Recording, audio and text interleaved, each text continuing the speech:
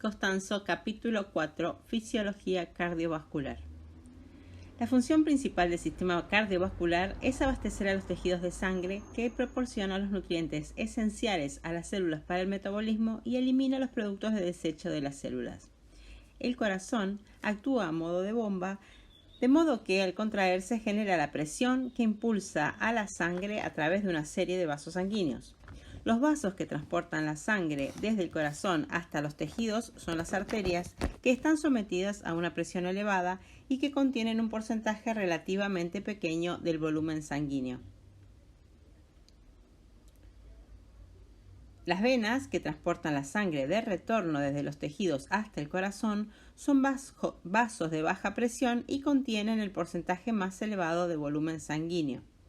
En el interior de los tejidos hay una serie de vasos sanguíneos de pared fina, denominados capilares, que se interponen entre las arterias y las venas. A través de las paredes de los capilares tienen lugar el intercambio de nutrientes, de productos de desechos y de líquidos. El sistema cardiovascular también interviene en diferentes funciones homeostáticas. Participa de la regulación de la presión arterial, transporta varias hormonas reguladoras desde las glándulas endocrinas hasta sus lugares de acción en los tejidos diana y participa en la regulación de la temperatura corporal y en los ajustes homeostáticos en respuesta a estados fisiológicos alterados como las hemorragias, el ejercicio o los cambios posturales. Circuito del sistema cardiovascular. Cavidades cardíacas izquierda y derecha. La figura 4.1 muestra un diagrama del circuito del sistema cardiovascular. En esta representación se muestran las cavidades cardíacas derechas e izquierdas y los vasos sanguíneos, así como las relaciones entre ellos. Cada lado del corazón tiene dos cámaras, una aurícula y un ventrículo, conectados por válvulas unidireccionadas denominadas válvulas auriculoventriculares o AV. Las válvulas AV están diseñadas para que la sangre fluya en una dirección desde la aurícula hacia el ventrículo. Las cavidades cardíacas derechas e izquierdas desempeñan funciones distintas. Las cavidades izquierdas y las arterias, capilares y venas sistémicas reciben en conjunto el nombre de circulación sistémica o general. El ventrículo izquierdo bombea sangre a todos los tejidos del cuerpo salvo a los pulmones. La cavidad cardíaca derecha y las arterias, capilares y venas pulmonares reciben la denominación conjunta de circulación pulmonar. El ventrículo derecho bombea la sangre a los pulmones. Las cavidades cardíacas izquierda y derecha actúan en serie de modo que la sangre es bombeada secuencialmente desde la cavidad izquierda hacia la circulación sistémica, la cavidad cardíaca derecha, la circulación pulmonar y posteriormente de vuelta hacia la cavidad izquierda. El ritmo al que se bombea la sangre desde cada ventrículo se denomina gasto cardíaco. Como los dos lados del corazón actúan en serie, un estado de equilibrio del gasto cardíaco del ventrículo izquierdo es igual al del ventrículo derecho. Al ritmo al cual regresa la sangre a las aurículas desde las venas se denomina retorno venoso. Asumiendo de nuevo el funcionamiento en serie de las cavidades cardíacas izquierdas y derechas, el retorno venoso hasta las cavidades cardíacas izquierdas es el mismo que hacia las cavidades derechas en estado de equilibrio. Finalmente, en equilibrio, el gasto cardíaco desde el corazón es igual al retorno venoso que regresa al corazón. Vasos sanguíneos. Los vasos sanguíneos desempeñan diversas funciones y actúan como un sistema cerrado de conductos pasivos, transportando sangre hacia y desde los tejidos donde se produce el intercambio de nutrientes y productos de desecho. Los vasos sanguíneos participan también de manera activa en la regulación del flujo sanguíneo hacia los órganos. Cuando se modifica la resistencia de los vasos sanguíneos y en particular en las arteriolas, se altera el flujo hacia dicho órgano. Circuito. En la figura 4.1 se muestran los pasos que tienen lugar en un circuito completo a través del sistema cardiovascular. Los números en los círculos de esta figura se corresponden con los pasos que se describen a continuación. 1. La sangre oxigenada llena el ventrículo izquierdo. La sangre que se ha oxigenado en los pulmones regresa a la aurícula izquierda a través de la vena pulmonar. A continuación, este volumen de sangre fluye desde la aurícula izquierda hacia el ventrículo izquierdo a través de la válvula mitral, la válvula AV del lado izquierdo del corazón. 2. La sangre es impulsada desde el ventrículo izquierdo hacia la aorta. La sangre abandona el ventrículo izquierdo a través de la válvula aórtica, la válvula semilunar del lado izquierdo del corazón, que se encuentra entre el ventrículo izquierdo y la aorta. Cuando se contrae el ventrículo izquierdo, aumenta la presión en su interior, provocando una apertura de la válvula aórtica y que la sangre sea impulsada con fuerza hacia el interior de la aorta. Como ya se ha señalado, el volumen de sangre expulsado desde el ventrículo izquierdo por unidad de tiempo se denomina gasto cardíaco. La sangre fluye a continuación por el sistema arterial gracias al impulso producido por la contracción del ventrículo izquierdo. 3. El gasto cardíaco se distribuye entre los diferentes órganos. El gasto cardíaco total de la cavidad cardíaca izquierda se distribuye entre los diferentes sistemas orgánicos a través de una serie de arterias paralelas. De este modo y simultáneamente, alrededor del 15% del gasto cardíaco se distribuye al cerebro y a través de las arterias cerebrales, el 5% hacia el corazón a través de las arterias coronarias, el 25% hacia los riñones a través de las arterias renales, etc. Gracias a esta configuración en paralelo de los sistemas orgánicos, se desprende que el flujo sanguíneo sistémico total sea igual al gasto cardíaco. No obstante, los porcentajes en los que se distribuye el gasto cardíaco hacia los diferentes sistemas orgánicos no son fijos. Por ejemplo, durante el ejercicio intenso aumenta el porcentaje de gasto cardíaco destinado al músculo esquelético y cardíaco si se compara con el porcentaje en reposo. Existen 3 mecanismos principales para lograr estos cambios en el flujo sanguíneo hacia un sistema orgánico. El primer mecanismo del gasto cardíaco permanece constante, pero el flujo sanguíneo se redistribuye entre los sistemas orgánicos mediante una modificación selectiva de la resistencia arteriolar. En esta situación, el flujo sanguíneo hacia un órgano concreto puede incrementarse a expensas del flujo sanguíneo destinado hacia otros órganos. En segundo lugar, el gasto cardíaco aumenta o disminuye, pero manteniéndose constante el porcentaje de distribución del flujo sanguíneo entre los sistemas orgánicos. Por último, el tercer mecanismo tiene lugar una combinación de los 2 mecanismos anteriores, de modo que se produce una modificación tanto del gasto cardíaco como del porcentaje de distribución del mismo. Este tercer mecanismo se utiliza, por ejemplo, en respuesta a un ejercicio extenuante. El flujo sanguíneo hacia el músculo esquelético y cardíaco aumenta para satisfacer cualquier incremento de las demandas metabólicas gracias a un incremento en el gasto cardíaco y a un aumento en el porcentaje de distribución hacia el músculo esquelético y cardíaco. 4. El flujo sanguíneo procedente de los órganos se acumula en las venas. La sangre que abandona los órganos es sangre venosa que contiene productos de desecho procedentes del metabolismo, como dióxido de carbono. Esta sangre venosa mixta se va acumulando en venas de calibre creciente y finalmente en la vena de mayor tamaño, la vena cava. La vena cava transporta la sangre hacia las cavidades cardíacas derechas. 5. Retorno venoso hacia la aurícula derecha. Como la presión en la vena cava es mayor que la presión de la aurícula derecha, esta última se llena de sangre en el llamado retorno venoso. En equilibrio, el retorno venoso a la aurícula derecha es igual al gasto cardíaco procedente del ventrículo izquierdo. 6.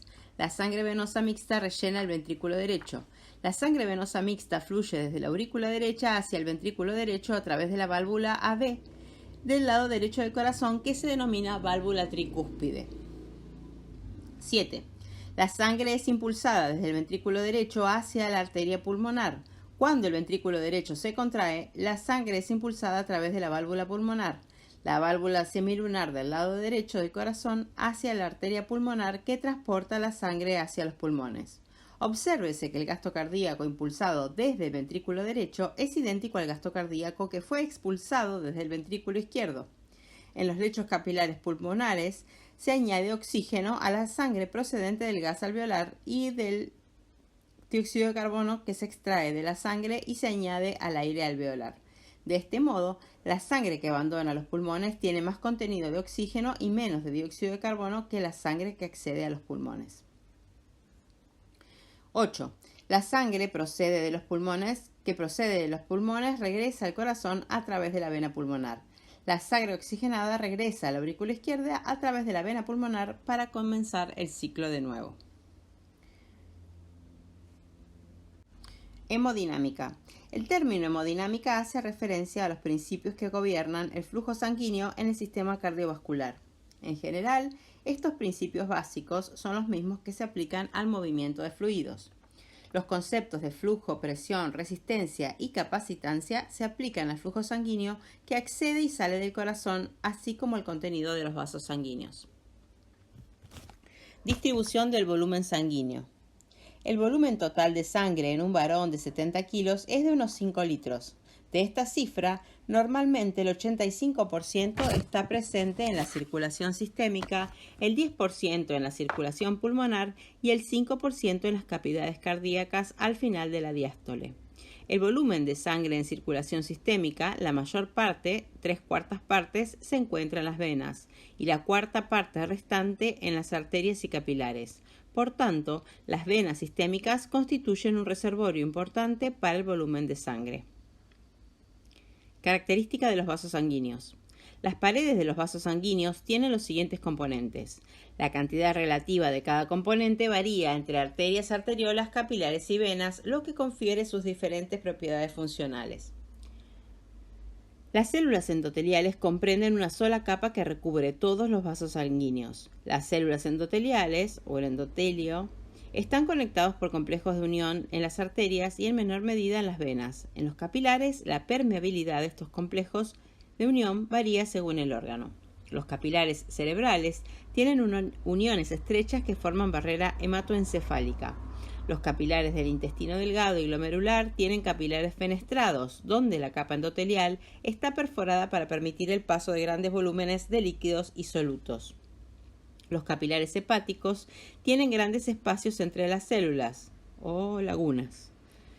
Las fibras elásticas, compuestas por un núcleo de elastina cubierto por microfibrillas, confieren las propiedades elásticas de las arterias, arteriolas y venas. No están presentes en los capilares. Las fibras de colágeno son mucho más rígidas que las fibras elásticas y están presentes en arterias, arteriolas y venas, aunque no están presentes en capilares.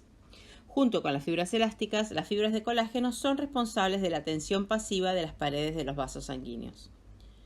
Las células del músculo liso vascular están presentes en todos los vasos sanguíneos excepto en los capilares. La contracción del músculo liso vascular es responsable de la tensión activa de los vasos sanguíneos. Tipos de vasos sanguíneos.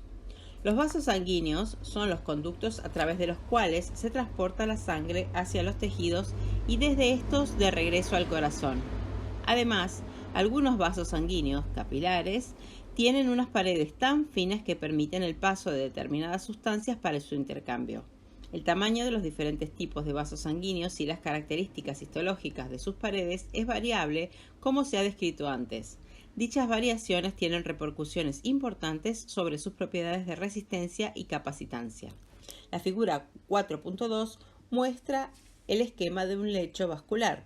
La dirección del flujo sanguíneo a través del lecho vascular sigue el esquema arteria, arteriola, capilares, vénulas y finalmente venas.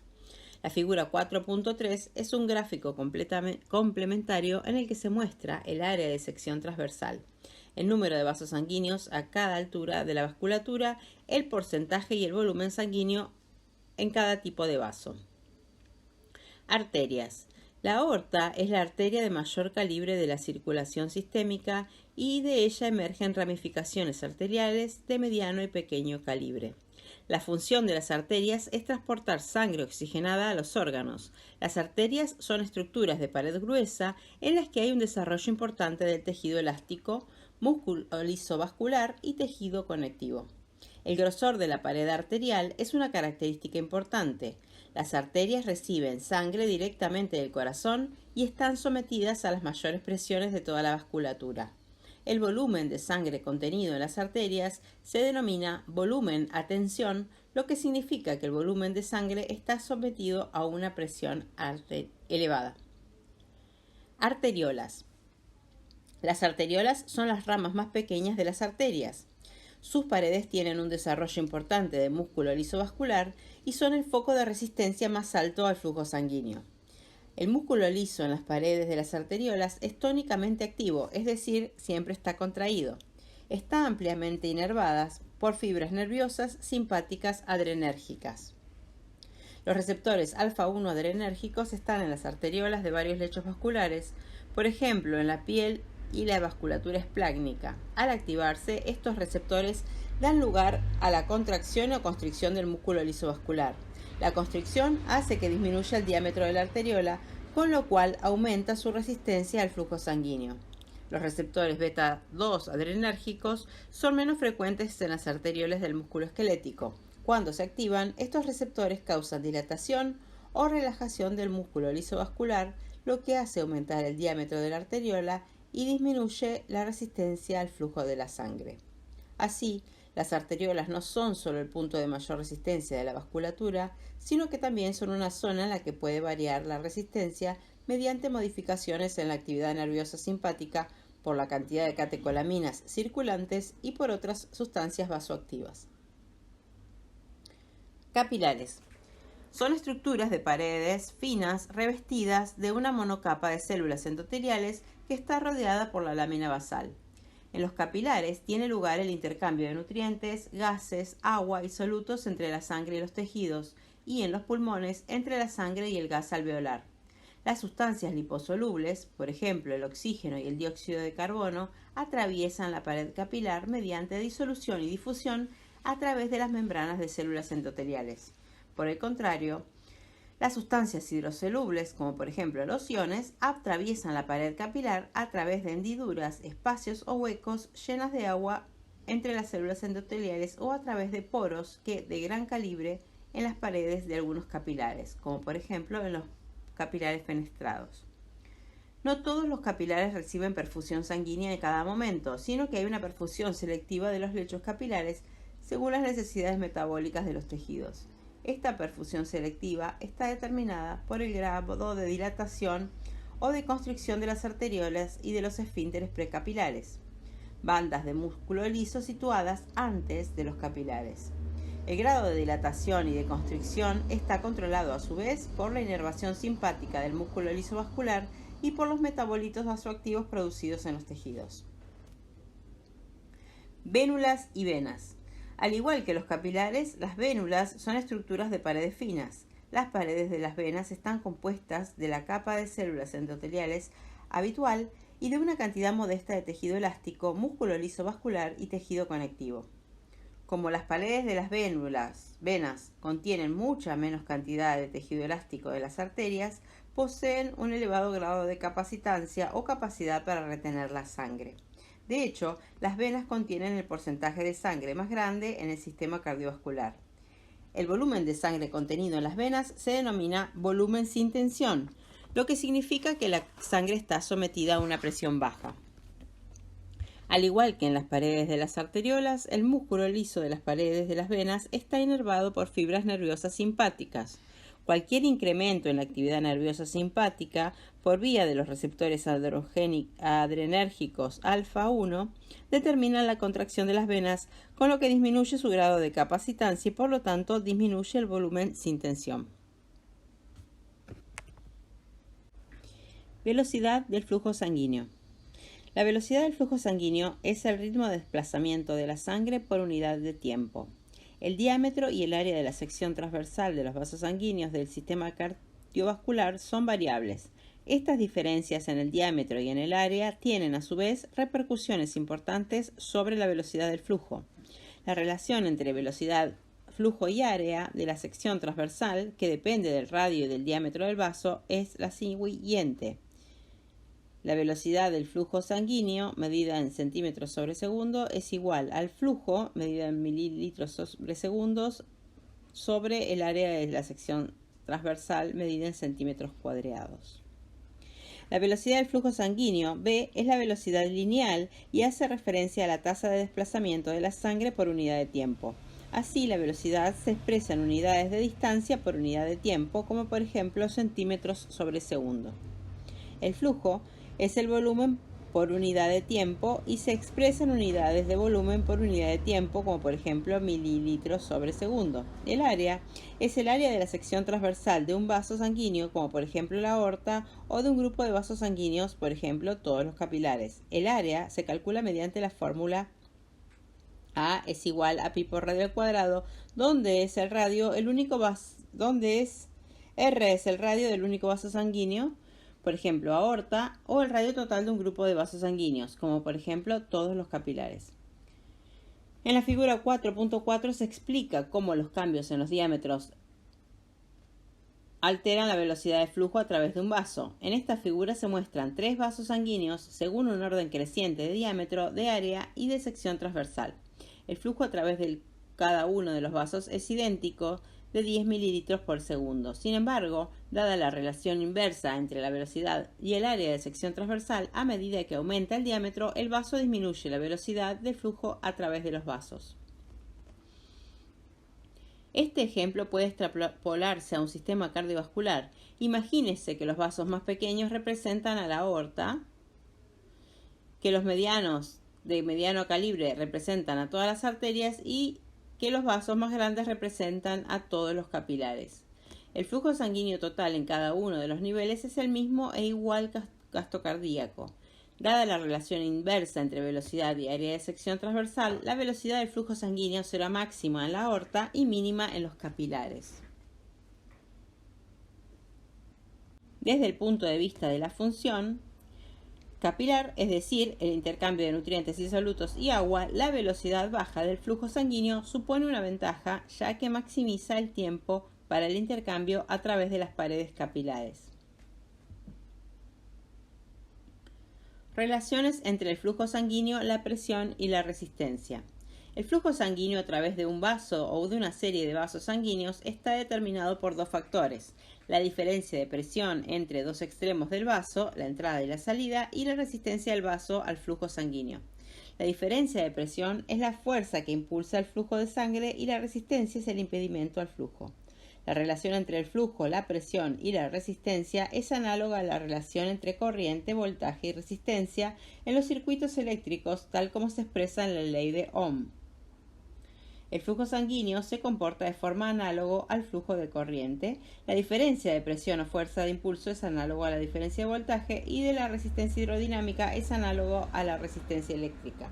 La ecuación para el flujo sanguíneo se expresa de modo que el flujo es igual a la diferencia de presión dividido la resistencia. La magnitud del flujo sanguíneo, Q, es directamente proporcional al valor de la diferencia de presión o del gradiente de presión. La dirección del flujo sanguíneo está determinado por la dirección del gradiente de presión y va siempre desde zonas de presión alta a zonas de presión baja. Por ejemplo, durante la eyección ventricular, la sangre fluye desde el ventrículo izquierdo hacia la aorta y no en dirección contraria, ya que la presión en el ventrículo es mayor que la presión de la aorta. En otro ejemplo, la sangre fluye desde la vena cava hasta la aurícula derecha porque la presión de la vena cava es ligeramente superior a la de la aurícula derecha. Además, el flujo sanguíneo es inversamente proporcional a la resistencia, R. Al aumentar la resistencia, por ejemplo, por vasoconstricción arteriolar, disminuye el flujo, mientras que un descenso de la resistencia, como por ejemplo por vasodilatación arteriolar, hace aumentar el flujo. El mecanismo principal para la modificación del flujo sanguíneo en el sistema cardiovascular es la variación de la resistencia de los vasos sanguíneos, en particular de las arteriolas. La relación entre el flujo, la presión y la resistencia puede reordenarse también para determinar la resistencia. Si se conoce el flujo sanguíneo y el gradiente de presión, la resistencia se calcula mediante la fórmula R es igual a diferencial de presión sobre Q. Esta relación puede utilizarse para medir la resistencia de la totalidad de la vasculatura sistémica, esto es, la resistencia periférica total, o puede utilizarse para medir la resistencia en un órgano o en un vaso sanguíneo concretos. Resistencia periférica total. La resistencia de la totalidad de las vasculaturas sistémicas se denomina RPT o resistencia vascular sistémica, RVS. La RPT puede medirse aplicando la relación entre flujo, presión y resistencia, sustituyendo el gasto cardíaco por el flujo y la diferencia de presión entre la aorta y la vena cava por las diferenciales de presión. Resistencia en un órgano concreto. La relación entre el flujo, la presión y la resistencia puede aplicarse también a menor escala para establecer la resistencia de un órgano en concreto. Como se demuestra en el problema del ejemplo siguiente, es posible determinar la resistencia de la vasculatura renal sustituyendo el flujo sanguíneo renal por el flujo y la diferencia de presión entre la arteria renal y la vena renal en el diferencial de presiones. Resistencia al flujo sanguíneo. Los vasos sanguíneos y la sangre propiamente dicha constituyen una resistencia al flujo de la sangre. La relación entre la resistencia, el diámetro o el radio del vaso sanguíneo y la viscosidad sanguínea se describe en la ecuación de Poiseuille. La resistencia total ofrecida por una serie de vasos sanguíneos depende también de si los vasos están dispuestos en serie, es decir, la sangre fluye secuencialmente desde un vaso hasta el siguiente, o en paralelo, es decir, el flujo sanguíneo total se distribuye simultáneamente entre vasos paralelos. Ecuación de Poiseuille. Los factores que determinan la resistencia de un vaso sanguíneo del flujo al flujo de la sangre se expresan mediante la ecuación de Poiseuille, donde la resistencia es igual a 8 veces la viscosidad de la sangre por la longitud del vaso sanguíneo sobre pi por el radio a la cuarta del vaso sanguíneo por RL, por la resistencia y por la longitud del vaso. O sea, otra vez. Los conceptos más importantes expresados en la ecuación de Poiseuille son los siguientes. En primer lugar, la resistencia al flujo es directamente proporcional a la viscosidad de la sangre. Por ejemplo, a medida que aumenta la viscosidad, por ejemplo, si aumenta el hematocrito, también aumenta la resistencia al flujo. Sería la resistencia a fluir.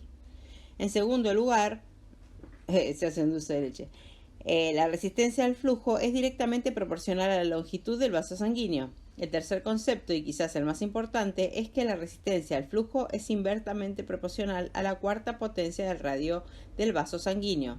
Ciertamente es una relación muy potente. Cuando disminuye el radio de un vaso sanguíneo, su resistencia aumenta no de forma lineal, sino elevada a la cuarta potencia. Por ejemplo, si el radio de un vaso sanguíneo se reduce a la mitad, esto no implica simplemente que la resistencia aumente al doble, sino que aumenta 16 veces.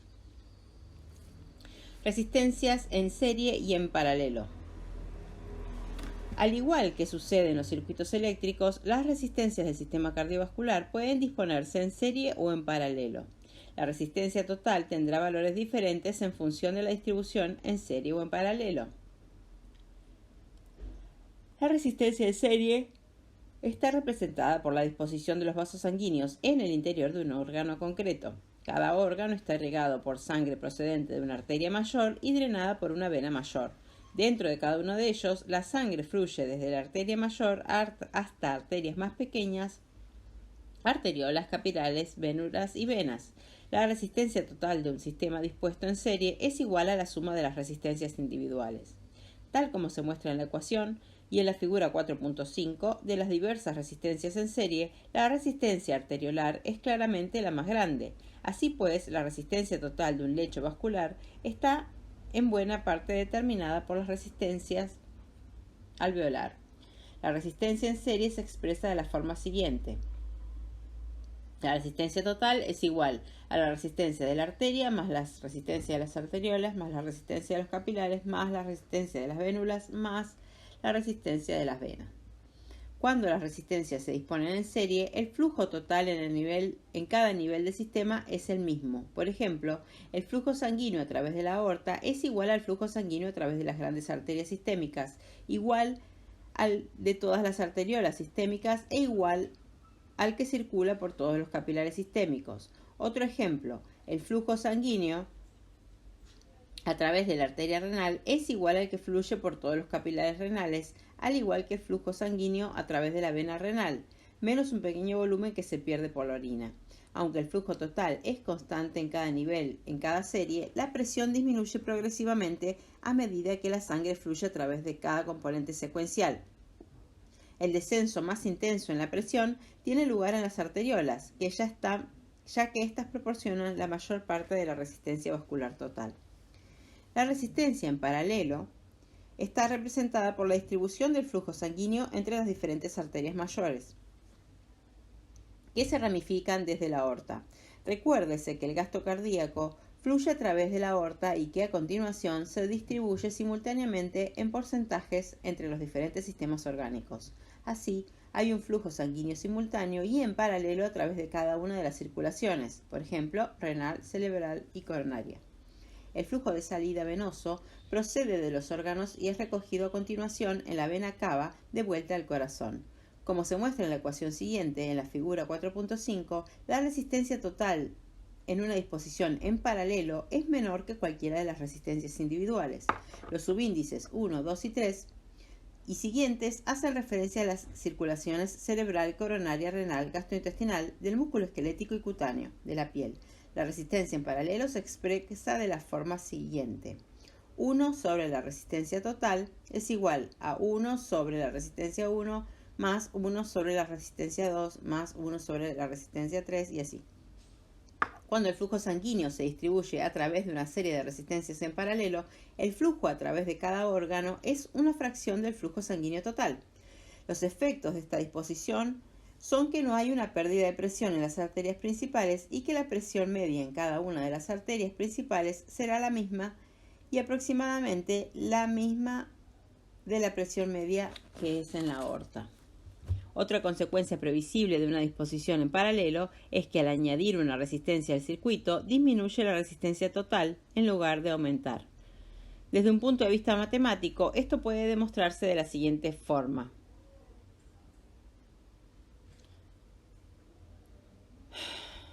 Por otra parte, si aumenta la resistencia de uno de los vasos individuales en una disposición en paralelo, aumentará la resistencia total.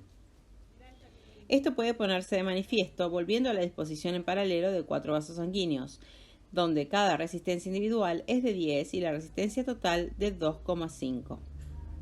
Si uno de los 4 vasos sanguíneos está completamente obstruido, su resistencia individual tenderá a infinito. La resistencia total de la disposición en paralelo aumentará entonces hasta 3.3333. Flujo laminar y número de Reynolds. Número de Reynolds no lo vimos. Ok. En condiciones ideales, el flujo sanguíneo en el sistema cardiovascular es laminar o hidrodinámico.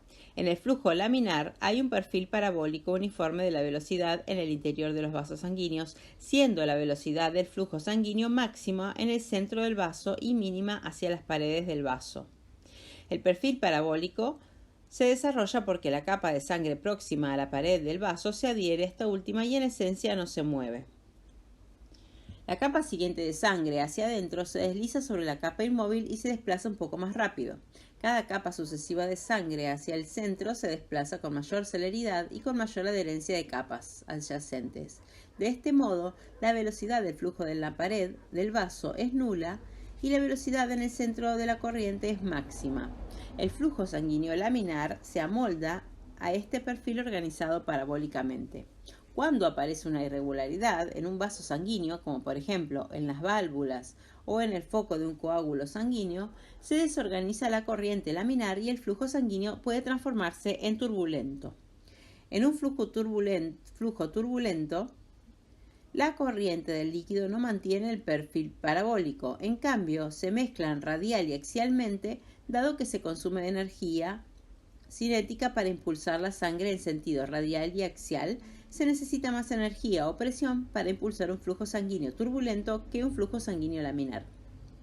El flujo laminar es silencioso, mientras que el turbulento es audible. Por ejemplo, los ruidos de Korotkov utilizados en la medición auscultatoria de la presión arterial son causados por flujo turbulento. La estenosis o estrechamiento de los vasos sanguíneos y la enfermedad de las válvulas cardíacas puede generar flujo turbulento y con frecuencia van acompañados de vibraciones audibles llamadas soplos.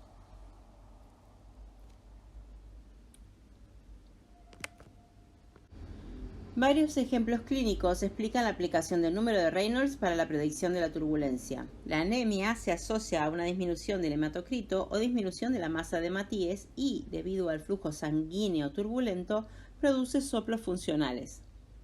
El número de Reynolds, pronosticador de turbulencia, es mayor en la anemia debido a una menor viscosidad sanguínea. La segunda causa de un aumento del número de Reynolds en los pacientes con anemia es un gasto cardíaco elevado que provoca una mayor velocidad del flujo sanguíneo. La enfermedad valvular cardíaca provoca el estrechamiento de la válvula, un aumento de la velocidad del flujo sanguíneo y el aumento del número de Reynolds, como se describió anteriormente. El aumento del número de Reynolds predice turbulencia, lo que provoca una vibración o un soplo audible. El flujo de sangre a través de las válvulas normales es silencioso. Los soplos se clasifican según su intensidad, siendo los soplos de grado 1 apenas audibles con un estetoscopio y los soplos de grado 6 son tan fuertes que se pueden escuchar sin un estetoscopio. La aterosclerosis provoca el estrechamiento de las arterias y aumenta la velocidad del flujo sanguíneo y el número de Reynolds. Con la enfermedad arteriosclerótica avanzada, los soplos se pueden escuchar en todas las arterias principales, pero se detectan más fácilmente en las arterias carótida y femoral. Los trombos son coágulos de sangre en la luz del vaso sanguíneo. Los trombos disminuyen el diámetro del vaso sanguíneo, lo que aumenta la velocidad de la sangre y el número de Reynolds y provoca turbulencia. Cizallamiento. El cizallamiento es consecuencia del hecho de que la sangre discurra a velocidades diferentes en el interior del vaso sanguíneo. Aparece si capas adyacentes de sangre viajan a velocidades distintas. Cuando las capas adyacentes discurren a la misma velocidad, no hay cizallamiento. De este modo, de acuerdo con el siguiente razonamiento, el cizallamiento es máximo en la pared del vaso sanguíneo. Justo en la pared hay una capa de sangre estática, es decir, con velocidad nula, y la capa de sangre adyacente está en movimiento y, por tanto, con un cierto grado de velocidad. La diferencia relativa más amplia en la velocidad de la sangre se establece entre la capa de sangre estática situada justo en la pared y la capa siguiente. El cizallamiento es mínimo en el centro del vaso sanguíneo, donde la velocidad de la sangre es máxima, pero donde las capas adyacentes de sangre se están moviendo esencialmente a la misma velocidad. Una consecuencia del cizallamiento es que rompe los agregados de hematíes y disminuye la viscosidad de la sangre. Por ello, la tasa de cizallamiento en la pared normalmente es máxima y la agregación de los hematíes y la viscosidad son mínimas. Distensibilidad de los vasos sanguíneos. La elasticidad o capacitancia de un vaso sanguíneo describe el volumen de sangre que el vaso puede almacenar a una presión concreta. La elasticidad se relaciona con la distensibilidad. En la ecuación para la distensibilidad se establece que cuanto mayor es la distensibilidad de un vaso, mayor la cantidad de volumen para almacenar a una presión concreta. O lo que es lo mismo, la distensibilidad describe cómo el volumen de sangre contenido en un vaso varía en función en un cambio de presión. En la figura 4.7 se describe el principio de distensibilidad y se muestra la distensibilidad relativa en las venas y las arterias. Para cada tipo de vaso sanguíneo, el volumen está representado como una función de la presión. La pendiente de la curva es la distensibilidad. En el caso de las venas, la distensibilidad es elevada. En otras palabras, las venas son capaces de contener volúmenes de sangre grandes a una presión baja.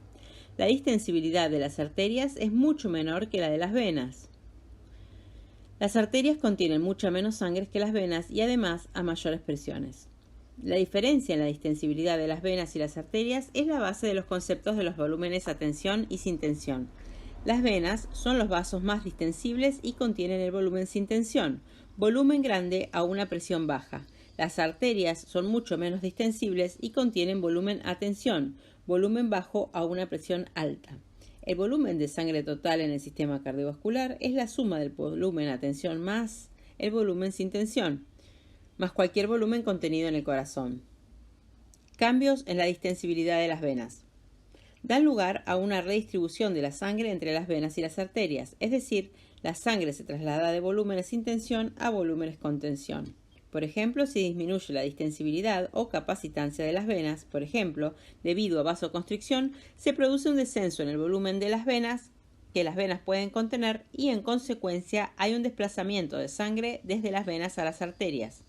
El volumen sin tensión disminuye y aumenta el volumen con tensión. Si aumenta la distensibilidad o capacitancia de las venas, se produce un incremento en el volumen que pueden contener las venas y en consecuencia se produce un desplazamiento de sangre desde las arterias a las venas. Aumenta el volumen sin tensión y disminuye el volumen con tensión. Dichas redistribuciones de sangre entre las venas y las arterias tienen repercusiones en la presión arterial, como se comentará más adelante en este mismo capítulo. En la figura 4.7 se representa también el efecto del envejecimiento sobre la distensibilidad de las arterias. Las características de las paredes arteriales varían al ir envejeciendo. Estas se vuelven más rígidas, menos distensibles y pierden elasticidad. Con la edad, el aumento de entrecruzamiento de las fibras de colágeno en las paredes arteriales aumenta la rigidez de sus conexiones con otros elementos de la pared arterial. A una presión arterial concreta, las arterias pueden contener menos sangre. Otra manera de ver la disminución de la distensibilidad asociada al envejecimiento es que para que una arteria envejecida pueda contener el mismo volumen que una arteria joven, la presión en la arteria envejecida deberá ser mayor que la presión en la arteria joven. De hecho, las presiones arteriales son mayores en la población anciana debido a la disminución de la distensibilidad. Presiones en el sistema cardiovascular. Las presiones arteriales no son iguales a lo largo de todo el sistema cardiovascular. Si fuesen iguales, la sangre no fluiría, ya que el flujo necesita que exista una fuerza de impulso, es decir, una diferencia de presión. En la tabla 4.1 se muestran en resumen las presiones de las circulaciones sistémica y pulmonar. Tabla 4.1. Presiones en el sistema cardiovascular. La localización de la circulación sistémica en la aorta, la presión media es de 100 milímetros de mercurio. En las arterias grandes es de 100 milímetros de mercurio, sistólica 120 y diastólica 80. Las arteriolas, 50 milímetros de mercurio de presión y en los capilares 20 milímetros de mercurio. En la vena cava, la presión media es de 4 milímetros de mercurio y en la aurícula derecha es de entre 0 y 2. En el sistema pulmonar, la arteria pulmonar, la presión media es de 15, diastólica 25, sistólica 25, diastólica 8. En los capilares 10, capilares pulmonares, ¿no? En la vena pulmonar 8 y en la aurícula izquierda 2.5. Nota al pie, dice, las presiones en el lado izquierdo del corazón son difíciles de medir directamente. Sin embargo, puede medirse la presión de la aurícula izquierda a través de la presión de enclavamiento pulmonar o presión pulmonar en cuña. Mediante esta técnica se introduce un catéter en la arteria pulmonar que se hace avanzar hasta la rama pequeña de esta arteria. El catéter se enclava y bloquea el flujo sanguíneo desde dicha rama. Una vez que se ha detenido el flujo, el catéter mide casi directamente la presión en la aurícula izquierda. Perfil de presión en la vasculatura. La figura 4.8 muestra un perfil de presiones en el interior de la vasculatura sistémica. En primer lugar, examínese el perfil uniforme ignorando las pulsaciones. La curva uniforme proporciona la presión media, que es máxima en la aorta y en las arterias grandes, para disminuir progresivamente a medida que la sangre fluye desde las arterias a las arteriolas, a los capilares, a las venas y de vuelta al corazón. Este descenso en la presión se produce a medida que la sangre fluye a través de la vasculatura, ya que se va consumiendo energía para vencer las resistencias generadas por la fricción. La presión media en la aorta es elevada, unos 100 milímetros de mercurio de media. Esta presión arterial media elevada es el resultado de dos factores: el gran volumen de sangre bombeada desde el ventrículo izquierdo hasta la aorta, gasto cardíaco, y la baja distensibilidad de la pared arterial. Recuérdese que un volumen concreto provoca una presión más elevada cuando la distensibilidad del vaso es pequeña. La presión se mantiene elevada en las arterias grandes, que se ramifican desde la aorta gracias al retroceso elástico elevado de las paredes arteriales. Así se pierde poca energía a medida que la sangre fluye desde la aorta a lo largo del árbol arterial. La presión comienza a descender en las arterias pequeñas, produciéndose un decremento más notable en las arteriolas. Al final de las arteriolas, la presión media es de unos 30 milímetros de mercurio. Este acusado descenso en la presión se produce porque las arteriolas muestran una resistencia elevada al flujo. Como el flujo sanguíneo total es constante a todos los niveles del sistema cardiovascular, necesariamente va produciéndose un descenso de la presión de salida a medida que aumenta la resistencia. En los capilares, la presión disminuye aún más por dos motivos. La resistencia de fricción al flujo y la filtración del líquido hacia el exterior de los capilares, remítase a la descripción sobre microcirculación. Cuando la sangre alcanza las vénulas y las vénulas, la presión ha disminuido aún más. Recuérdese que dado que la capacitancia de las venas es elevada, puede contener volúmenes de sangre grandes a presión baja. La presión en la vena cava es de tan solo 4 milímetros de mercurio y en la aurícula derecha es aún menor, con valores entre 0 y 2 milímetros de mercurio. Presión arterial en la circulación sistémica. Un estudio más detallado de la figura 4.8 revela que, aunque la presión media en las arterias es elevada y constante, hay oscilaciones o pulsaciones de la presión arterial. Estas pulsaciones reflejan la actividad pulsátil del corazón, impulsando sangre durante la sístole, descansando durante la diástole, impulsando sangre, descansando, etc. Cada ciclo de pulsación en las arteriolas coincide con un ciclo cardíaco. En la figura 4.9 se muestra una versión ampliada de dos de estos ciclos de pulsaciones en una arteria grande. La presión diastólica es la presión arterial más baja medida durante el ciclo cardíaco y es la presión en las arterias durante la relajación ventricular, cuando no se está propulsando sangre desde el ventrículo izquierdo. Y la presión sistólica es la presión arterial más elevada medida durante el ciclo cardíaco. Es la presión en las arterias después de que la sangre ha sido expulsada desde el ventrículo izquierdo durante la sístole. La irregularidad en la curva de presión arterial, denominada hendidura o incisura dícrota, se produce cuando se cierra la válvula aórtica. El cierre de la válvula aórtica da lugar a un periodo breve de flujo retrógrado desde la aorta de vuelta hacia la válvula, disminuyendo brevemente la presión aórtica por debajo del valor sistólico. La presión del pulso es la diferencia entre la presión sistólica y la presión diastólica. Si el resto de los factores son iguales, la magnitud de la presión de pulso refleja el volumen de sangre expulsado desde el ventrículo izquierdo en un solo latido, lo que se denomina volumen sistólico. La presión del pulso puede usarse como indicador del volumen sistólico, dadas las relaciones entre presión, volumen y distensibilidad. Recuérdese que la distensibilidad de un vaso sanguíneo es el volumen de sangre que puede contener dicho vaso a una presión concreta. Así, si se asume que la distensibilidad arterial es constante, la presión arterial depende del volumen de sangre que contiene la arteria en el momento concreto. Por ejemplo, el volumen de sangre en la aorta en el momento concreto está determinado por el equilibrio entre el flujo de sangre de entrada y de salida.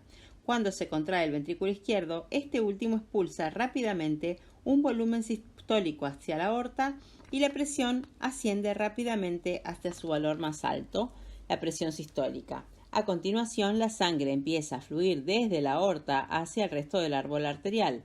En este momento, a medida que va descendiendo el volumen en la aorta, también lo va haciendo la presión. La presión arterial alcanza su valor más bajo, la presión diastólica, cuando el ventrículo está relajado y la sangre está regresando desde el sistema arterial de vuelta al corazón. Con el envejecimiento, la menor distensibilidad de las paredes arteriales provoca un aumento de la presión de pulso. El mismo volumen sistólico eyectado a una arteria vieja provoca un mayor aumento de la presión que en una arteria joven. La presión arterial media es el promedio de presión en un ciclo cardíaco completo y se calcula mediante la fórmula siguiente, donde la presión arterial media es igual a la presión diastólica más 1/3 de la presión de pulso. Obsérvese que la presión arterial media no es simplemente el promedio matemático de las presiones diastólica y sistólica. Esto se debe a que en la diástole se gasta una fracción mayor de cada ciclo cardíaco que en la sístole. De este modo, para el cambio de la presión arterial media se otorga más peso a la presión diastólica que a la presión sistólica. Es interesante señalar que las pulsaciones en las arterias grandes son incluso mayores que las pulsaciones en la aorta. En otras palabras, la presión sistólica y la presión de pulso son mayores en las arterias grandes que en la aorta. No resulta obvio a la primera vista por qué debería aumentar. La presión de pulso en las arterias situadas corriente abajo.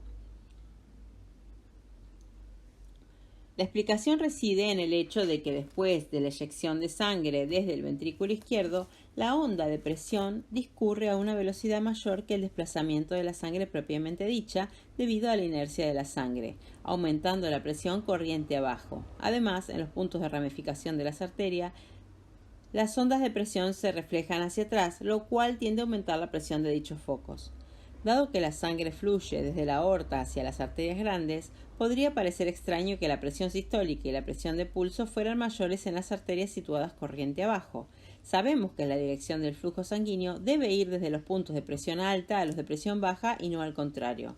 La explicación es que la fuerza que impulsa a la sangre en las arterias es la presión arterial media, que está más influida por la presión diastólica que por la sistólica, porque la diástole ocupa una proporción mayor del ciclo cardíaco. Obsérvese en la figura 4.8 que a pesar de que la presión sistólica es mayor en las arterias grandes que en la aorta, la presión diastólica es menor, así la presión arterial media es menor corriente abajo. Aunque la presión sistólica y la presión del pulso son mayores en las arterias grandes comparadas con la aorta, desde dicho punto hay una amortiguación en las oscilaciones. La presión de pulso sigue siendo evidente en las arterias más pequeñas, aunque es menor, está prácticamente ausente en las arterioles y completamente ausente en los capilares, las vénulas y las venas. Esta amortiguación y la pérdida de la presión de pulso ocurre por dos motivos. En primer lugar, la resistencia de los vasos sanguíneos y particularmente las arteriolas dificultan la transmisión de la presión de pulso y en segundo lugar, la distensibilidad de los vasos sanguíneos y en particular de las venas amortigua la presión de pulso de modo que cuanto más distensible es un vaso sanguíneo, mayor cantidad de volumen se le puede añadir sin ocasionar un aumento de la presión.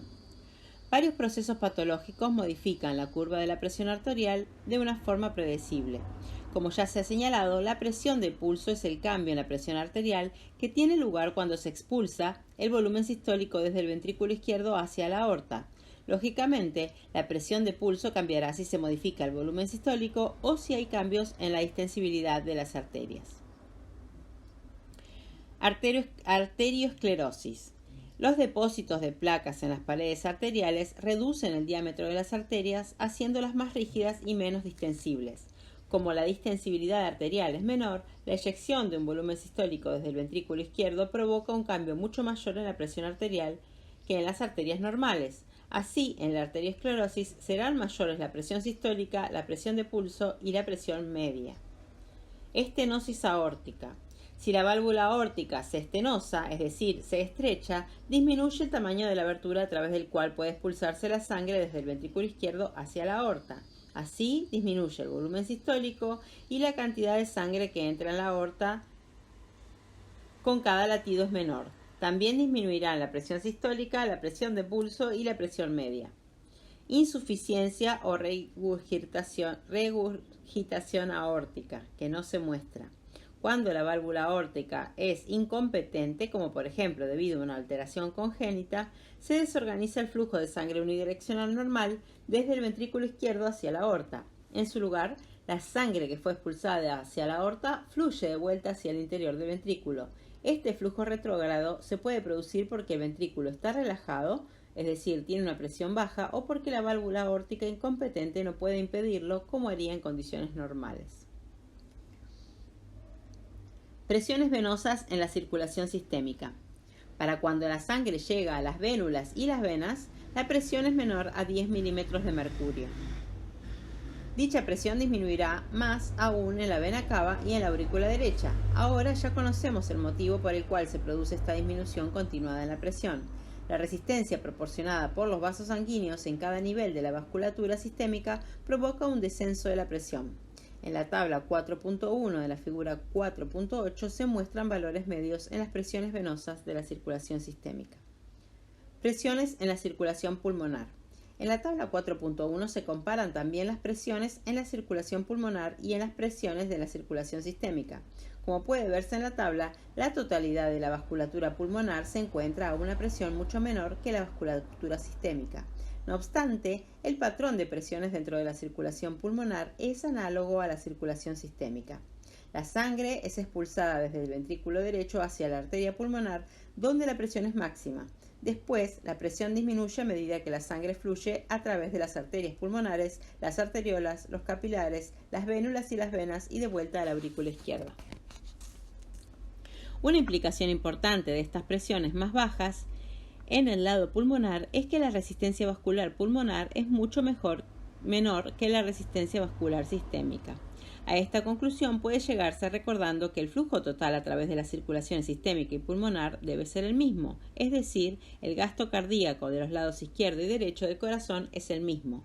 Dado que las presiones en el lado pulmonar son mucho menores que las presiones en el lado sistémico, la resistencia pulmonar debe ser menor que la resistencia sistémica para alcanzar el mismo flujo. Electrofisiología cardíaca. La electrofisiología cardíaca abarca todos los procesos que participan en la activación eléctrica del corazón.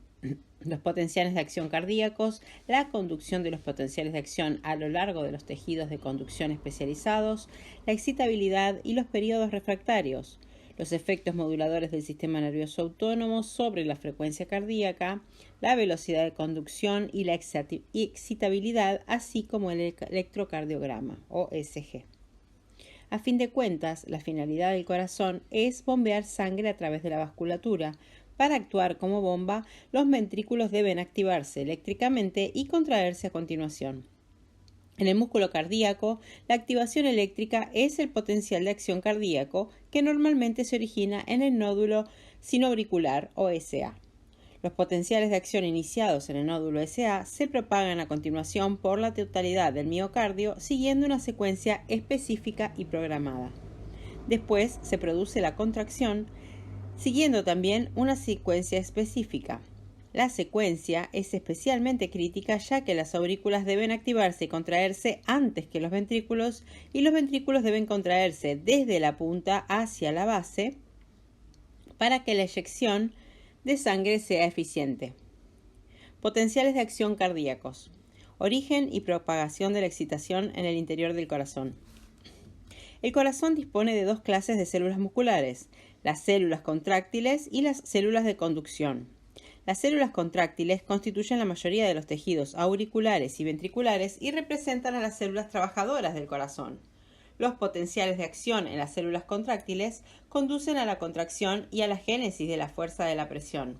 Las células de conducción están en los tejidos del nódulo sinoauricular, los fascículos internodulares auriculares, el nódulo AB o aurículo ventricular, el haz de His y el sistema de Purkinje.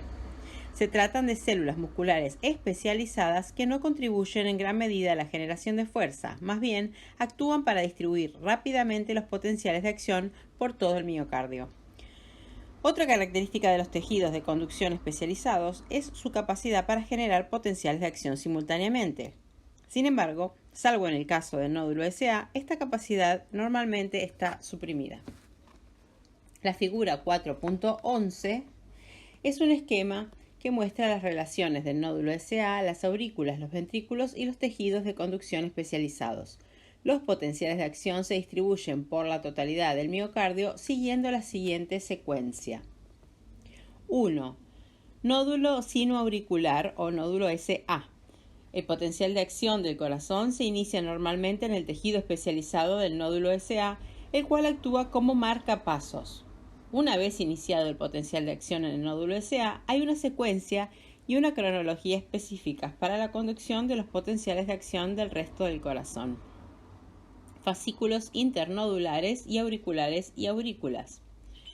El potencial de acción se propaga desde el nódulo SA hasta las aurículas derecha e izquierda a través de los fascículos internodulares auriculares. Simultáneamente, el potencial de acción se propaga al nódulo AB o aurículo ventricular. 3. Nódulo auriculoventricular o nódulo AB. La velocidad de conducción a través del nódulo AB es considerablemente más lenta que en el resto de los tejidos cardíacos. Una conducción lenta a través del nódulo AB asegura que los ventrículos dispongan del tiempo suficiente para llenarse de sangre antes de que se activen y contraigan. Los incrementos en la velocidad de conducción del nódulo AB pueden dar lugar a una disminución del llenado ventricular y a una disminución del volumen sistólico y del gasto cardíaco.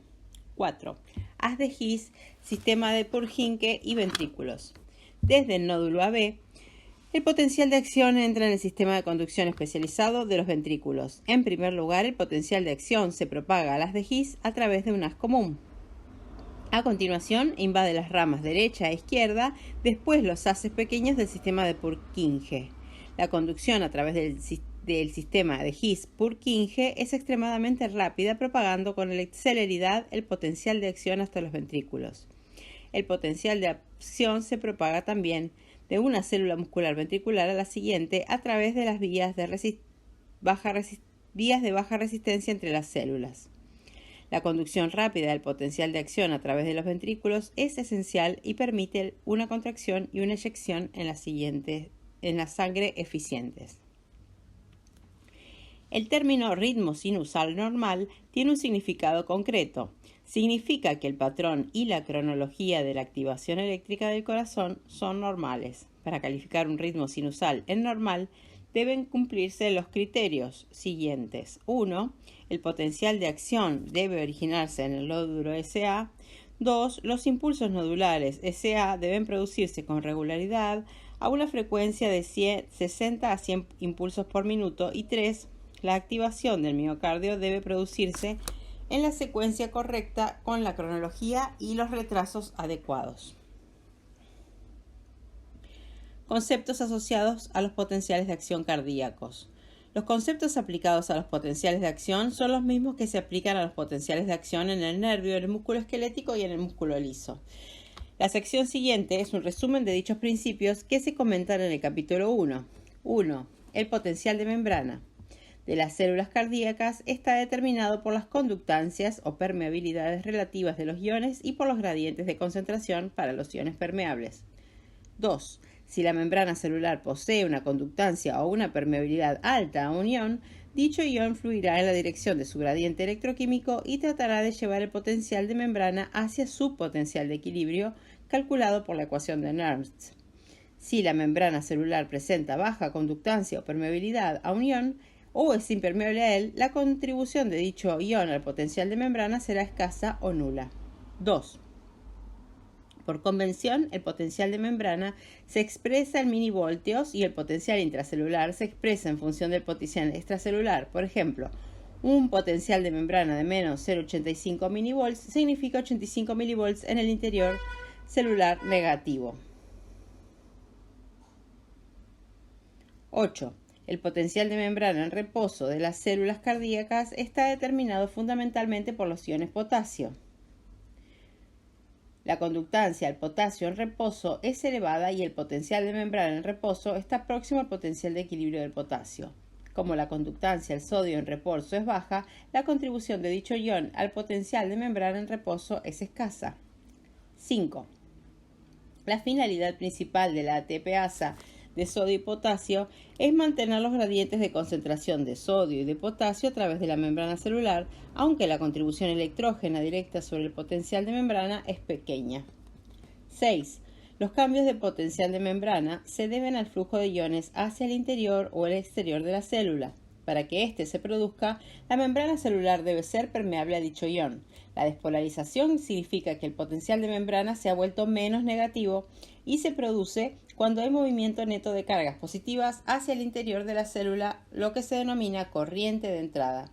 La hiperpolarización significa que el potencial de membrana se ha vuelto más negativo y se produce cuando hay movimiento neto de cargas positivas hacia el exterior de la célula. lo que se denomina corriente de salida. Hay dos mecanismos básicos que pueden producir un cambio de potencial de membrana. En uno de ellos hay un cambio en el gradiente electroquímico para un ion permeable con cambios en el potencial de equilibrio para dicho ion. El ion permeable fluirá a continuación hacia el interior o el exterior de la célula en un intento de restablecer el equilibrio electroquímico. Y este flujo de corriente modificará el potencial de membrana. Por ejemplo, considérese el efecto que conlleva la disminución de la concentración de potasio extracelular sobre el potencial de membrana en reposo en una célula miocárdica.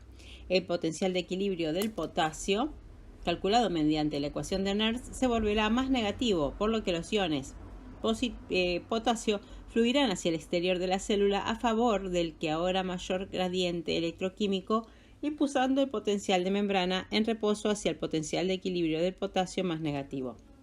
El otro mecanismo comporta un cambio en la conductancia a un ion. Por ejemplo, la permeabilidad en reposo de las células ventriculares al sodio es bastante baja y la contribución del sodio al potencial de membrana en reposo es mínima. Sin embargo, durante la fase de ascenso del potencial de acción ventricular, la conductancia al sodio aumenta de manera espectacular. El sodio fluye hacia el interior de la célula a favor de su gradiente electroquímico y el potencial de membrana es conducido brevemente hacia el potencial de equilibrio para el sodio, es decir, despolarizado. 8. El potencial umbral es la diferencia de potencial al que se produce una corriente neta de entrada, es decir, la corriente hacia el interior supera la corriente hacia el exterior. En el potencial umbral, la despolarización se autosustenta y da lugar a una fase de ascenso del potencial de acción. Potenciales de acción en los ventrículos, las aurículas y el sistema de Purkinje. La base iónica para los potenciales de acción en los ventrículos, las aurículas y el sistema de Purkinje es la misma. El potencial de acción de dichos tejidos comparten las características siguientes.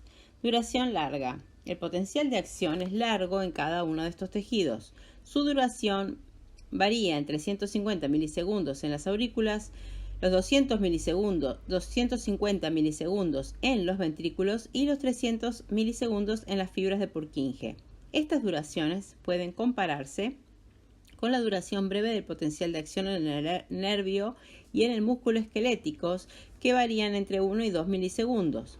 Recuérdese que la duración del potencial de acción determina también la duración de los periodos refractarios.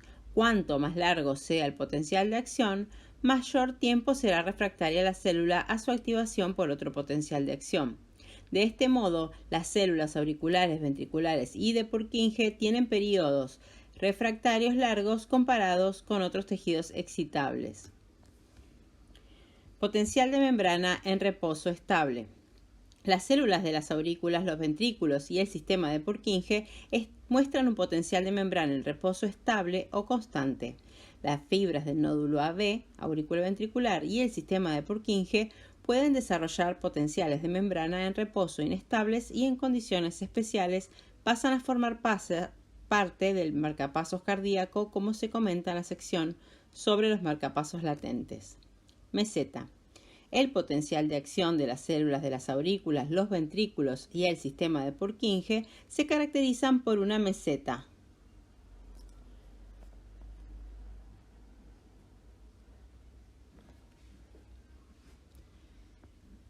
La meseta consiste en un período mantenido de despolarización que es responsable de la larga duración del potencial de acción y en consecuencia de los prolongados periodos refractarios. La figura 4.12a y b representan el potencial de acción de una fibra muscular ventricular y en una fibra muscular auricular. El potencial de acción de la fibra de Purkinje no se muestra, tendría un aspecto similar al de la fibra ventricular, pero su duración sería ligeramente mayor. A continuación se describen las fases de potencial de acción y en la figura 4.12a y b se muestran sus correspondientes fases numeradas. En la figura 4.13 se representa también el potencial de acción ventricular para mostrar las corrientes iónicas responsables de cada fase. Parte de esta información se resume también en la tabla 4.2. 1. Fase 0 ascendente. En las fibras ventriculares, auriculares y de Purkinje, el potencial de acción comienza con una fase de despolarización rápida, denominada ascendente. Al igual que en el nervio y en el músculo esquelético, la fase ascendente se debe al aumento transitorio de la conductancia del sodio, producido por la apertura de las puertas de activación de los canales de sodio inducida por la despolarización. Cuando aumenta la conductancia al sodio, hay una corriente de entrada de sodio, el flujo de sodio hacia el interior celular, que impulsa el potencial de membrana hacia el potencial de equilibrio para el sodio aproximadamente a 65 milivolts. El potencial de membrana no alcanza por completo el potencial de equilibrio del sodio, ya que, al igual que sucede en el nervio, las puertas de inactivación de los canales de sodio se cierran en respuesta a la despolarización, aunque más lentamente de lo que se abren las puertas de activación. De este modo, los canales de sodio se abren brevemente y a continuación se cierran. En el punto álgido de la fase ascendente, el potencial de membrana está despolarizado hasta un valor aproximado de más 20 milivolts. La velocidad del ascenso de la fase ascendente se denomina dV sobre dt. La dV sobre dt es una tasa de cambio del potencial de membrana en función del tiempo y sus unidades son voltios por segundos. La dV sobre dt se dará en función del valor del potencial de membrana en reposo. Esta dependencia se denomina relación de reactividad. Así, la Vd sobre dt es máxima, la tasa de ascenso de la fase ascendente es la más rápida cuando el potencial de membrana en reposo es más negativo o hiperpolarizado, como por ejemplo a menos 90 milivolts. Y la dV sobre dt es más baja, la tasa de elevación de la fase ascendente es más lenta cuando el potencial de membrana es menos negativo o despolarizado, como por ejemplo menos 60 milivolts. Esta correlación se basa en la relación entre el potencial de membrana y la posición de las puertas de inactivación del canal de sodio.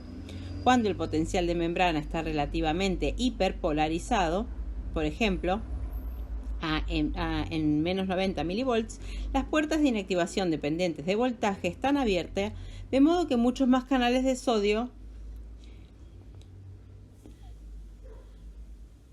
están disponibles para la fase de ascenso. Cuando el potencial de membrana está relativamente despolarizado, por ejemplo, menos 60 milivolts, las puertas de inactivación en los canales de sodio tienden a estar cerradas, con lo que hay un menor número de canales de sodio disponibles para abrirse durante la fase de ascenso.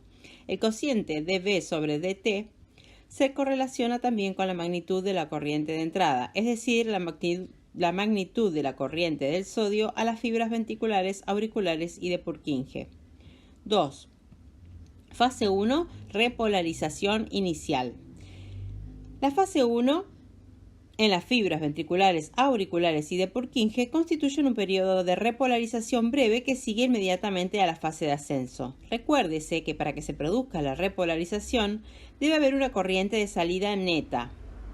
Hay dos explicaciones posibles para que se produzca una corriente de salida neta durante la fase 1. En primer lugar, las puertas de inactivación de los canales de sodio se cierran en respuesta a la despolarización. Cuando estas puertas se cierran, la conductancia al sodio disminuye y cesa la corriente de entrada de sodio causada por la fase de ascenso. En segundo lugar, hay una corriente de salida de potasio provocada por una fuerza impulsora de gran magnitud para los iones potasio. En el punto álgido de la fase de ascenso, tanto las fuerzas impulsores químicas como las eléctricas favorecen la salida de potasio desde el interior de la célula. La concentración intracelular de potasio es mayor que la concentración extracelular y el interior de la célula es positivo eléctricamente. Como la conductancia del potasio, es decir, la conductancia es elevada, el potasio fluye hacia el exterior de la célula a favor de este gradiente electroquímico acusado. 3. Fase 2. Meseta. Durante la meseta hay un periodo largo de entre 150 y 200 milisegundos en el que hay un potencial de membrana despolarizado relativamente estable, sobre todo en las fibras ventriculares y de Purkinje. En las fibras auriculares la meseta es más breve que en las fibras ventriculares. Recuérdese que para que el potencial de membrana sea estable, las corrientes de entrada y de salida deben ser iguales, de modo que no haya un flujo de corriente neta a través de la membrana. ¿Cómo se alcanza ese equilibrio de corrientes entrada y salida durante la fase de meseta? Se produce un aumento en la conductancia del calcio, con lo cual se produce una corriente de entrada de calcio que también se denomina corriente de entrada lenta, reflejando la cinética más lenta de estos canales comparados con los canales de sodio rápido en la fase de ascenso. Los canales de calcio que se abren durante la fase de meseta son canales de tipo L y son inhibidos por antagonistas de los canales de calcio como nifedipina, dialtisem y verapamilo. Para equilibrar la corriente de entrada de calcio, hay una corriente de salida de potasio impulsada por la fuerza impulsora electromagnética sobre los iones potasio, como ya se describió en la fase 1. De este modo, durante la fase de meseta, la corriente de entrada del calcio está equilibrada por la corriente de salida de potasio, a modo que la corriente neta es nula y el potencial de membrana permanece en un valor de despolarización estable. La relevancia de la corriente de salida de calcio se extiende más allá de sus efectos sobre el potencial de membrana. Esta entrada de calcio durante la meseta del potencial de acción inicia la liberación de más calcio desde los depósitos intracelulares para el acoplamiento excitación-contracción.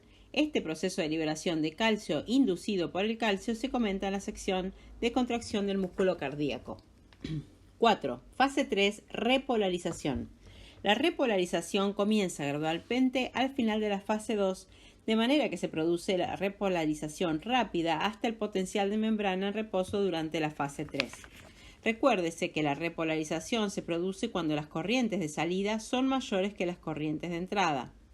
Durante la fase 3, la repolarización se debe a la combinación del descenso de la concentración de calcio, aumentada previamente durante la fase meseta, y un incremento de la concentración de potasio hasta valores incluso más altos que en reposo.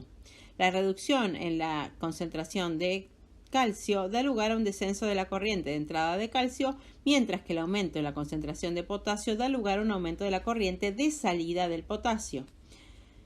De modo que el potasio se desplaza de forma brusca a favor de su gradiente electroquímico, como fue descrito para la fase 1. Al final de la fase 3 se reduce la corriente de salida de potasio, ya que la repolarización acerca del potencial de membrana hasta el potencial de equilibrio de potasio, disminuyendo de este modo la fuerza impulsora de potasio. 5. Fase 4. Potencial de membrana en reposo o diástole eléctrica. Durante la fase 3 se repolariza por completo y regresa a su valor de reposo, aproximadamente menos 85 mV. Durante la fase 4 vuelve a ser estable, a modo que se igualan las corrientes de entrada y de salida.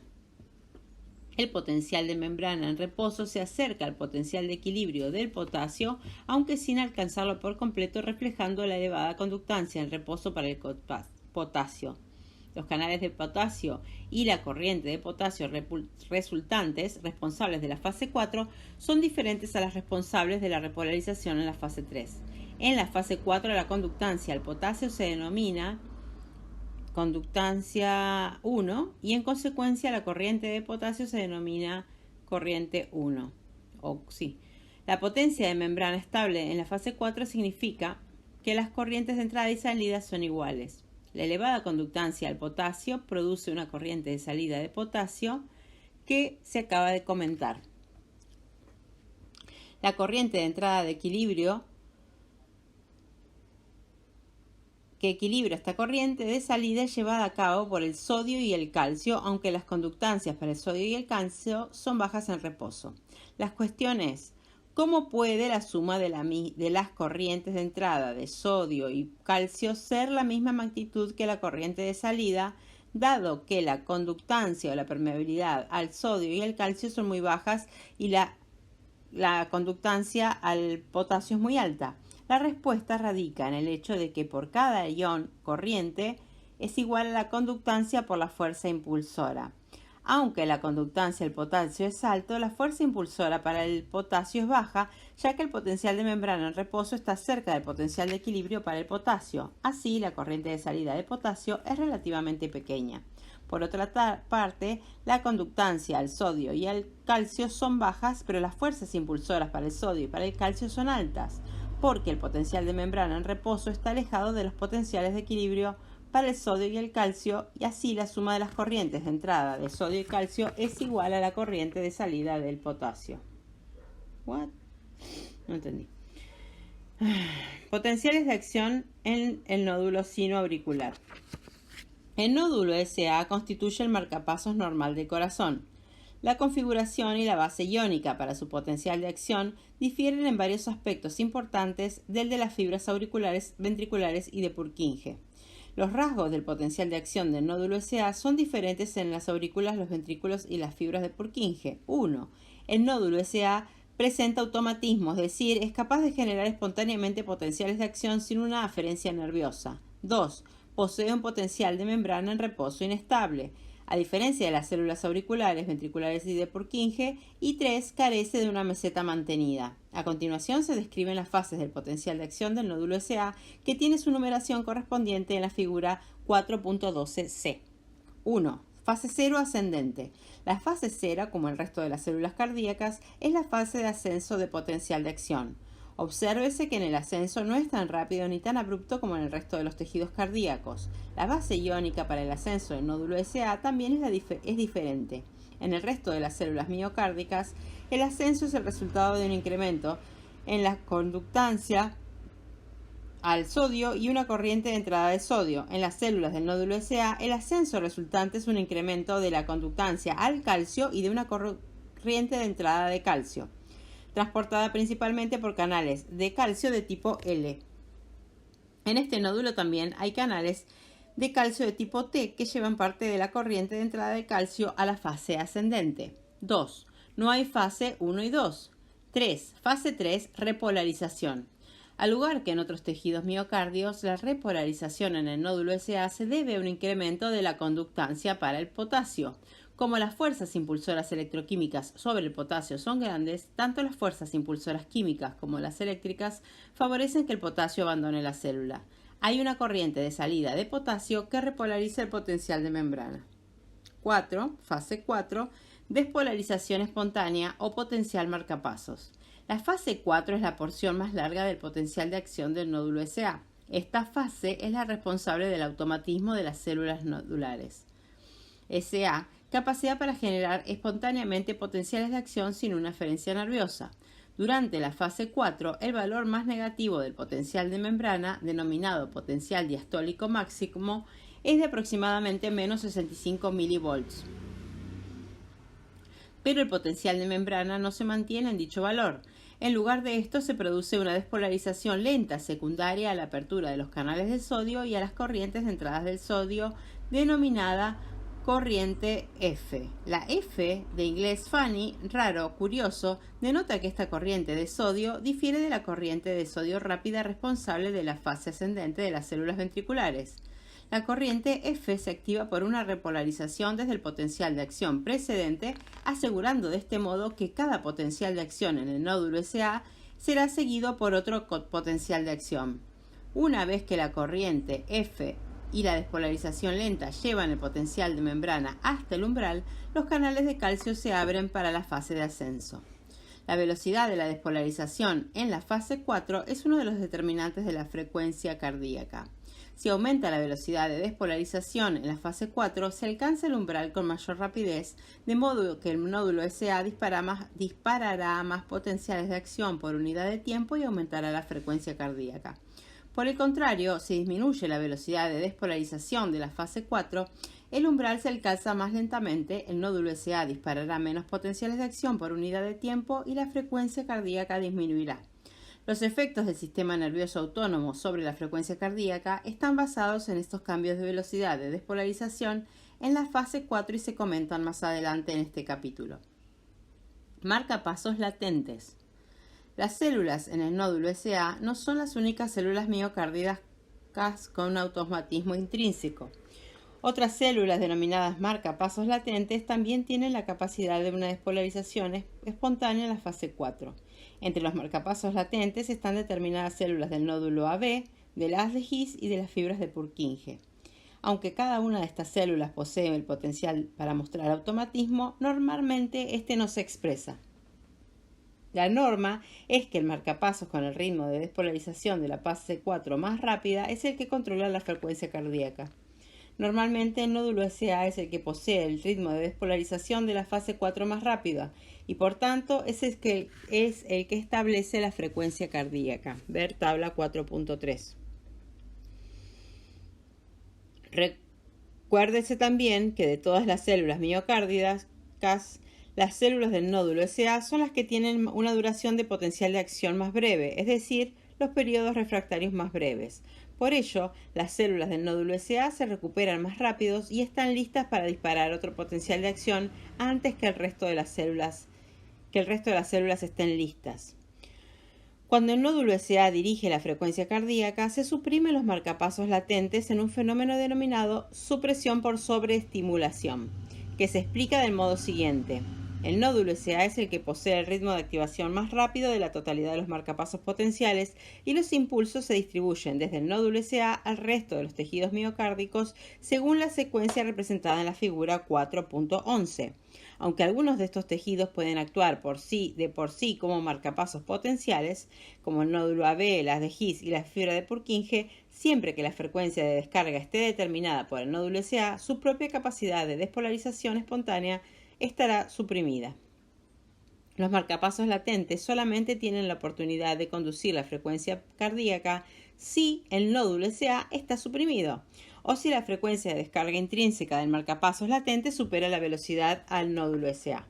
Dado que la frecuencia intrínseca de los marcapasos latentes es más lenta que la del nódulo SA, el corazón latirá a una frecuencia más lenta si su ritmo se origina a partir de un marcapasos latente. Un marcapasos latente toma el mando y se convierte en el marcapasos del corazón en las condiciones que siguen, casos que se denominan marcapasos ectópicos o foco ectópico. 1. Si disminuye el ritmo de activación del nódulo SA, como por ejemplo debido a estimulación vagal, o si se detiene por completo, por ejemplo porque se elimina, se destruye o se suprime mediante fármacos el nódulo SA. Uno de los focos latentes asumirá el papel de marcapasos del corazón. 2. Si la frecuencia de descarga intrínseca de uno de los marcapasos latentes adquiere más velocidad que el nódulo SA, aquel asumirá el papel de marcapasos. Si la conducción de las potenciales de acción desde el nódulo SA al resto del corazón se ve bloqueado por cualquier patología, en las vías de conducción puede aparecer un marcapasos latente aparente en el nódulo SA. Velocidad de conducción. Conducción del potencial de acción cardíaco. La velocidad de conducción en el corazón tiene el mismo significado que en el nervio y en las fibras musculares esqueléticas. Es la velocidad por la cual se propagan los potenciales de acción dentro del tejido. La velocidad de conducción se mide en metros por segundo, no es la misma en todos los tejidos miocárdicos, es más lenta en el nódulo AB y más rápida en las fibras de Purkinje. En el nódulo AB la velocidad es de 0,01 a 0,05 metros por segundo, mientras que en las fibras de Purkinje es de 2 a 4 metros por segundo, como se muestra en la figura 4.14. La velocidad de conducción determina cuánto tiempo tarda el potencial de acción en propagarse hasta los puntos diferentes en el miocardio. Estos tiempos, en milisegundos, están superpuestos en el esquema de la figura 4.14. El potencial de acción se origina en el nódulo SA en lo que se denomina tiempo cero. A continuación, tarda unos 220 milisegundos para propagarse a través de las aurículas, el nódulo AB y el sistema de His-Purkinje hasta los puntos más alejados de los ventrículos. La conducción a través del nódulo AB, denominado retraso AB, exige al menos la mitad del tiempo de conducción total a través del miocardio. El motivo para el retraso del aurículo ventricular es que de todos los tejidos miocárdicos, la velocidad de conducción en el nódulo AB es la más lenta, entre 0,01 a 0,05 metros por segundo, con lo que el tiempo de conducción es el más largo, 100 milisegundos. Las diferencias de velocidad de conducción entre los tejidos cardíacos tienen implicancias para sus funciones fisiológicas. Por ejemplo, la velocidad de conducción lenta en el nódulo AB garantiza que los ventrículos no se activen demasiado pronto, es decir, antes de que tengan tiempo de llenarse de sangre procedente de las aurículas. Por otra parte, la velocidad de conducción rápida en las fibras de Purkinje asegura que los ventrículos puedan activarse con rapidez en una secuencia homogénea para que la eyección de sangre sea eficiente. Mecanismo de propagación de potencial de acción cardíaco. Al igual que ocurre en el nervio y en las fibras musculares esqueléticas, la base fisiológica para la conducción de los potenciales de acción cardíacos es la propagación de corrientes locales. Los potenciales de acción en un foco generan corrientes locales en focos adyacentes. Estos focos adyacentes se despolarizan hasta el umbral como consecuencia de este flujo de corriente local y disparan potenciales de acción por sí mismos. Este flujo de corriente local es el resultado de la corriente de entrada de la fase ascendente del potencial de acción. Recuérdese que en las fibras auriculares, ventriculares y de Purkinje, esta corriente de entrada de fase ascendente de potencial de acción se debe a la entrada de sodio, mientras que en el nódulo SA, esa corriente de entrada de la fase ascendente se lleva a cabo por el calcio. La velocidad de conducción depende de la magnitud de la corriente de entrada durante la fase de ascenso del potencial de acción. Cuanto mayor sea la corriente de entrada, más rápida será la propagación de las corrientes locales hasta los focos adyacentes y su despolarización hasta los valores de umbral.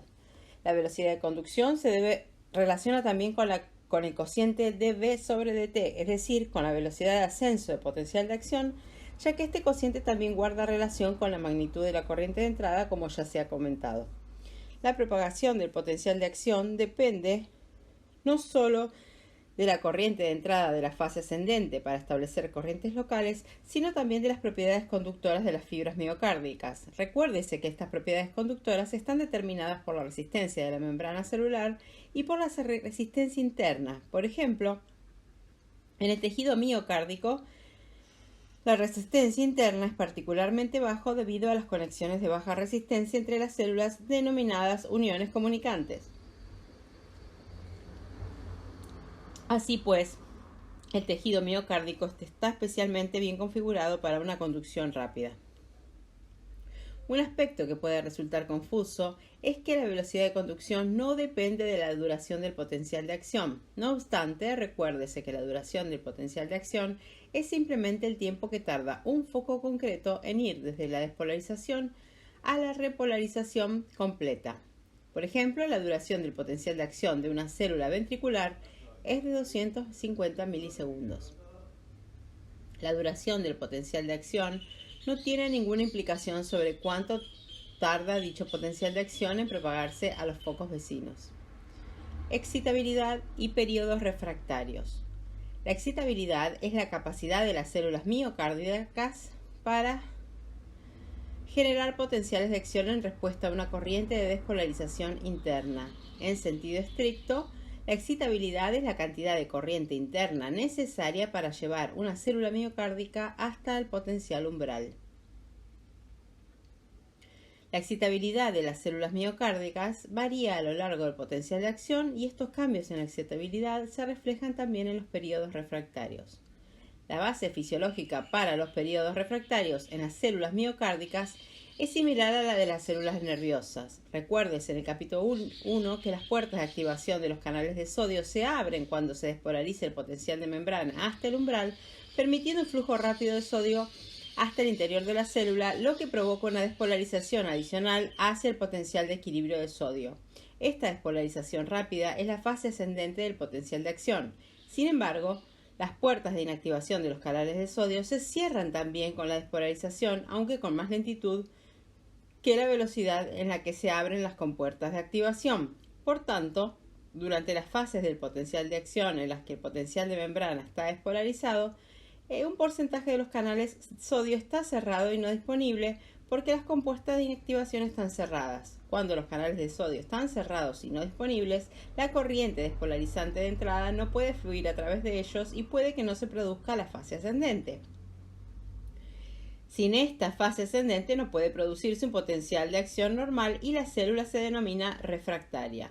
Una vez que se produce la repolarización, se abren las puertas de inactivación y los canales de sodio continúan cerradas, pero pasan a estar disponibles. Así, la célula vuelve a ser excitable de nuevo y está lista para activar un nuevo potencial de acción. La figura 4.15 es un diagrama ya conocido que representa un potencial de acción en el músculo ventricular superponiéndose sobre él los periodos refractarios. Los periodos refractarios siguientes reflejan las diferencias de excitabilidad a lo largo de la duración del potencial de acción. Periodo refractario absoluto, PRA. Durante la mayor parte del potencial de acción, la célula ventricular es completamente refractaria a la activación de otro potencial de acción. No importa cuál sea la magnitud del estímulo que debiera aplicarse, ya que la célula es incapaz de generar un segundo potencial de acción durante el PRA o el periodo de refractario absoluto, pues la mayoría de los canales de sodio están cerrados y no disponibles para conducir la corriente de entrada. El PRA abarca la fase de ascenso, toda la fase meseta y parte de la fase de repolarización. Este periodo concluye cuando la célula se ha repolarizado hasta un valor aproximado de menos 50 milivolts. Periodo refractario efectivo o PRE. El PRE comprende el PRA y dura algo más que este. Al final del PRE, los canales de sodio comienzan a recuperarse, es decir, vuelven a estar disponibles para conducir una corriente de entrada.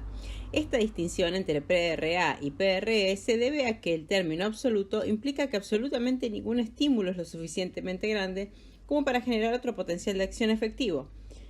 Significa que no puede generarse un potencial de acción propagado, es decir, que no hay suficiente corriente de entrada para conducir el estímulo al siguiente lugar de destino.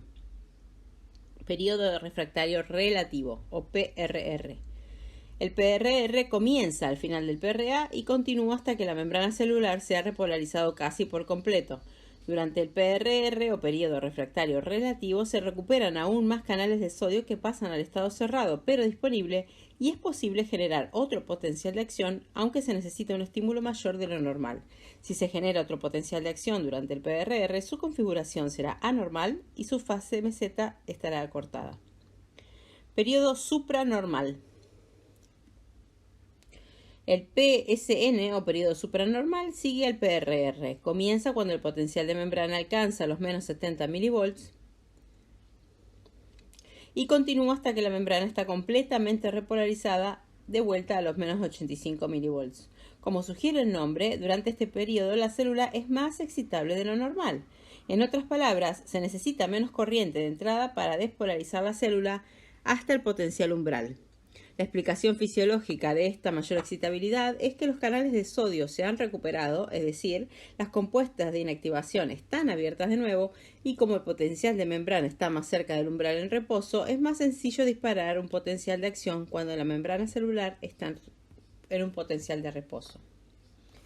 Efectos autónomos sobre el corazón y los vasos sanguíneos.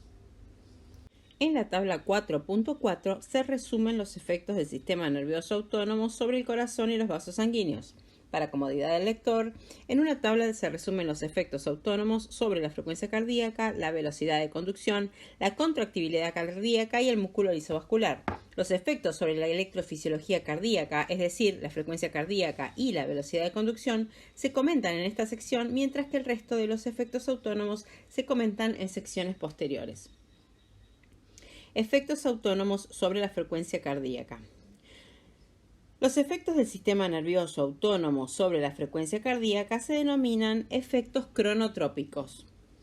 Los efectos de los sistemas nerviosos simpático y parasimpático sobre la frecuencia cardíaca se resumen en la tabla 4.4 y se representan en la figura 4.16. En pocas palabras, la estimulación simpática aumenta la frecuencia cardíaca, mientras que la estimulación parasimpática la reduce. La figura 4.16a muestra el patrón de actividad normal del nódulo SA.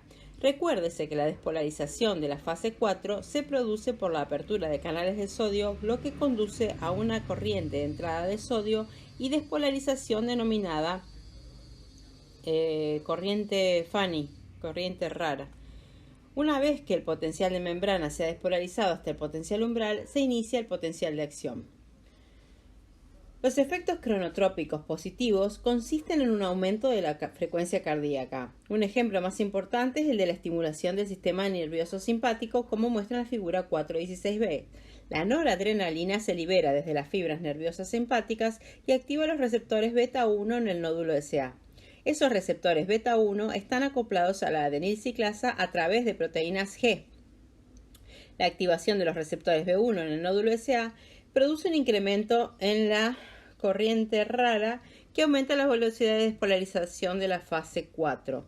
Además, hay un aumento local de la corriente de calcio, lo que significa que para alcanzar el umbral se necesitan más canales de calcio y por lo tanto menos despolarización, es decir, disminuye el potencial umbral. El aumento de la velocidad de la despolarización de la fase 4 y la reducción del potencial umbral significan que el nódulo SA se despolariza hasta el potencial umbral con más frecuencia y en consistencia activa más potenciales de acción por unidad de tiempo. Esto es, aumenta la frecuencia cardíaca. Esto es la definición de efectos cronotrópicos positivos. Los efectos cronotrópicos negativos consisten en una disminución de la frecuencia cardíaca. El ejemplo más importante es el de la estimulación del sistema nervioso parasimpático, representado en la figura 4.16c. La acetilcolina, liberada desde las fibras nerviosas parasimpáticas, activa los receptores muscarínicos M2 en el nódulo SA. La activación de los receptores muscarínicos en el nódulo SA tienen dos efectos que se combinan para producir un descenso de la frecuencia cardíaca. En primer lugar, estos receptores muscarínicos están unidos a un tipo de proteína GI denominada GK que inhibe a la adenilciclasa y produce un descenso en la corriente Fanny. El descenso de la corriente de calcio rara disminuye la velocidad de la despolarización de la fase 4. En segundo lugar, la GK sería la proteína de la proteína G del receptor muscarínico, incrementa directamente la conductancia de un canal de potasio denominado canal de potasio acetilcolina y aumenta una corriente de salida de potasio similar a la corriente de potasio 1 denominada corriente de potasio acetilcolina. La potenciación de esta corriente de salida de potasio hiperpolariza el potencial diastólico máximo, de modo que las células del nódulo SA están alejadas del potencial umbral. Además, hay una disminución de la corriente de calcio, que significa que hay menos canales de calcio funcionales y por consiguiente se necesita más despolarización para alcanzar el umbral, es decir, potencial umbral aumenta. En suma, el sistema nervioso parasimpático disminuye la frecuencia cardíaca a través de tres efectos en el nódulo SA. 1.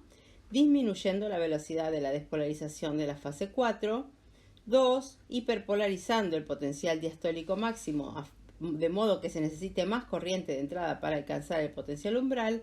Y 3. Aumentando el potencial umbral. Como resultado, el nódulo SA se despolariza hasta el umbral con menos frecuencia y activa un menor número de potenciales de acción por unidad de tiempo, es decir, disminución de la frecuencia cardíaca. Ver 4.1. Tabla 4.4. Efectos del sistema nervioso autónomo sobre el corazón y los vasos sanguíneos. El efecto de la frecuencia cardíaca en el sistema nervioso simpático aumenta la frecuencia cardíaca a partir de los receptores beta 1 y el mecanismo es aumento de la corriente Fanny de calcio y aumento de la corriente de calcio. Esto hace que aumente la frecuencia cardíaca. Y del parasimpático disminuye la frecuencia cardíaca por los receptores muscarínicos. El simpático es noradrenalina. Y el receptor del parasimpático es el muscarínico M2 y la acetilcolina. Receptores de acetilcolina. Y el mecanismo es la disminución de la corriente Fanny de calcio y la apertura de una corriente de calcio-acetilcolina y la disminución de la corriente de calcio. Después, la velocidad de conducción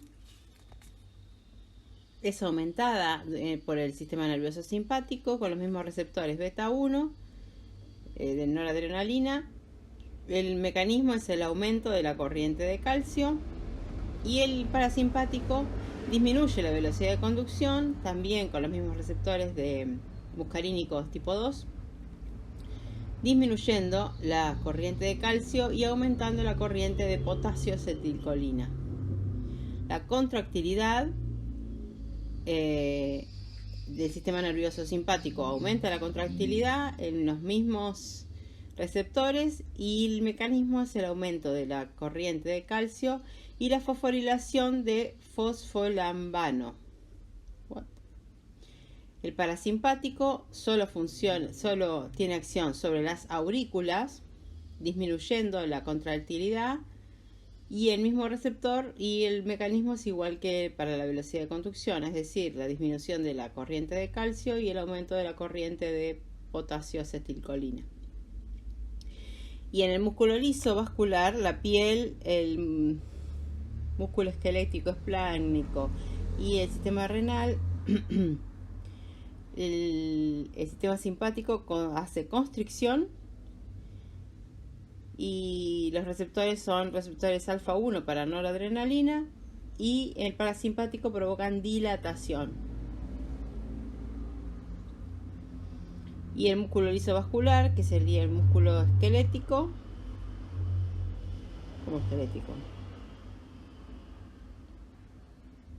el sistema nervioso simpático provoca dilatación por adrenalina y dilatación en el parasimpático cuando es tejido eréctil. Electrocardiograma. El electrocardiograma o ECG es un cálculo de diferencias de potencial diminutas sobre la superficie del cuerpo que reflejan la actividad eléctrica del corazón. En pocas palabras, estas diferencias de potencial o voltajes pueden cuantificarse sobre la superficie del cuerpo gracias a la sincronización y a las secuencias de despolarización y repolarización del corazón.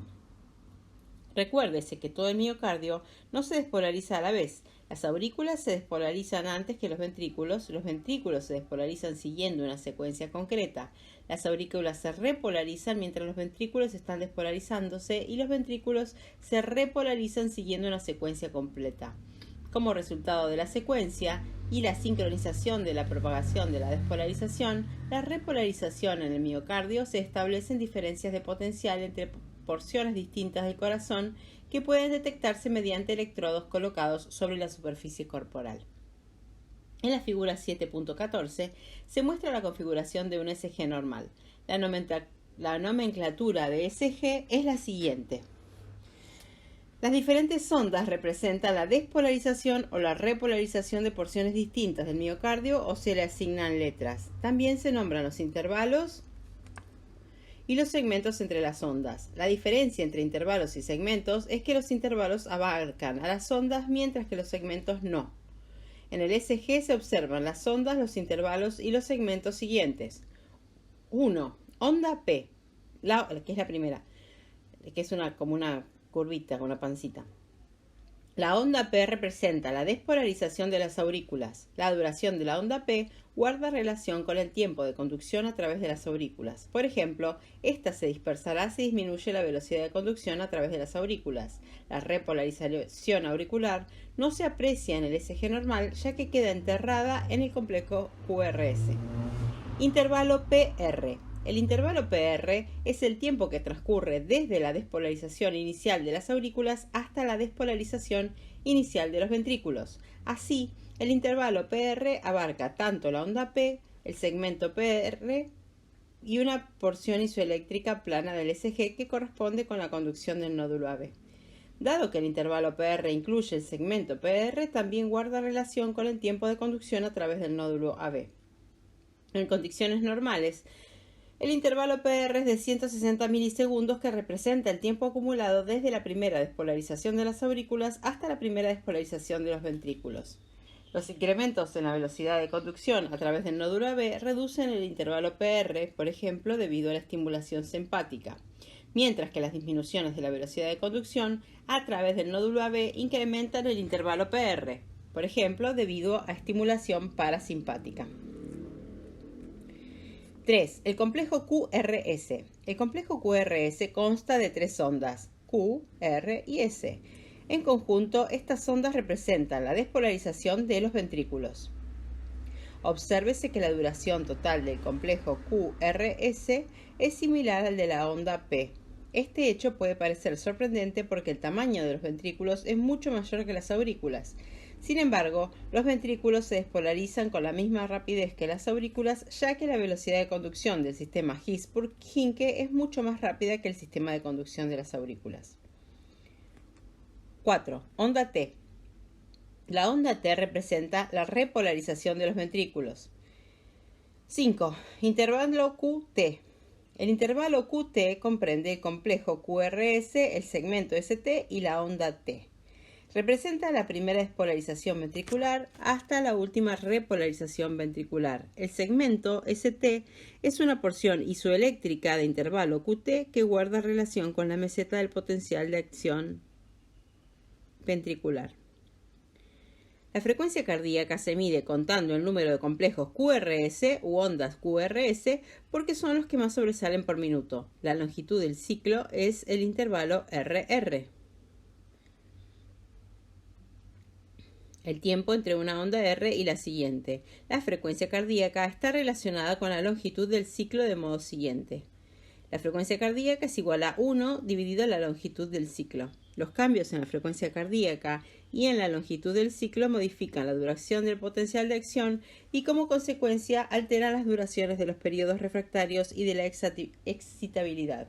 Por ejemplo, si la frecuencia cardíaca aumenta y disminuye la longitud del ciclo, hay un descenso en la duración del potencial de acción. No solo habrá más potenciales de acción por unidad de tiempo, sino que dichos potenciales de acción tendrán una duración menor y periodos refractarios más breves. Dada la relación entre la frecuencia cardíaca y el periodo refractario, los aumentos en la frecuencia cardíaca podrían ser un factor para la aparición de arritmias, es decir, ritmos cardíacos anormales. A medida que aumenta la frecuencia cardíaca y se acortan los periodos refractarios, las células miocárdicas se excitan antes y más a menudo.